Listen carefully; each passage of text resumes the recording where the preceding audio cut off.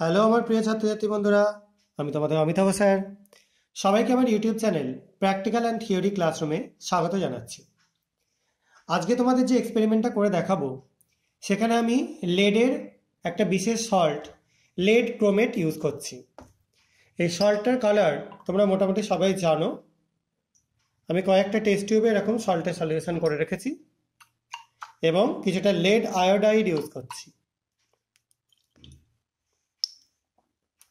তো lead chromate আর lead iodide আমরা একটার মধ্যে অ্যাড করে দিলাম। দেখো, একটা বিশেষ টাইপের কালারেশন তৈরি হয়ে গেল। এবার এই যে স্যাম্পেলটা রয়েছে, এটার মধ্যে আমরা যোগ করে দেবো কিছুটা পটাশিয়াম কার্বনেট সলিউশন।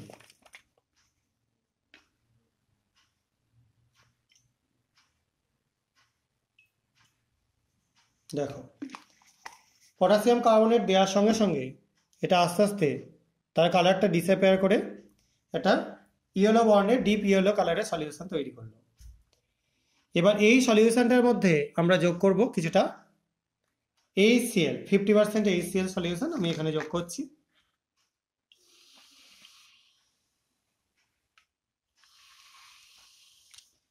দেখো, দেখতে পাচ্ছ সবাই?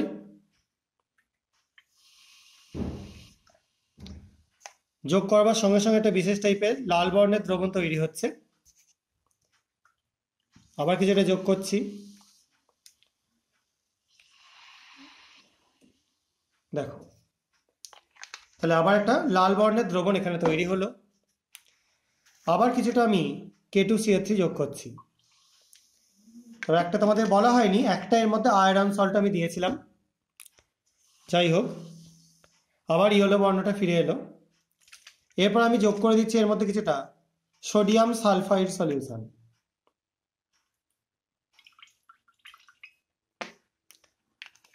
যোগ করলাম। এবার যোগ করব কিছুটা সোডিয়াম সালফাইড ফ্লেক্স। এই ফ্লেক্সটা যোগ করবার পর কি কালার চেঞ্জ হয় তোমরা দেখো।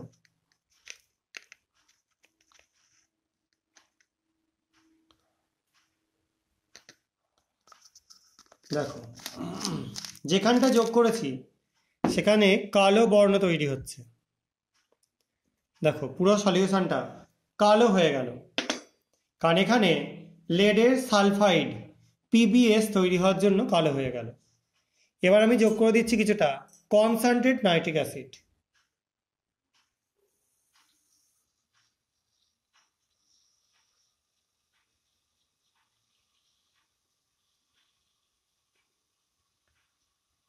দেখো, নাইট্রিক অ্যাসিড যোগ করবার সঙ্গে সঙ্গে দ্রবণটা আস্তে আস্তে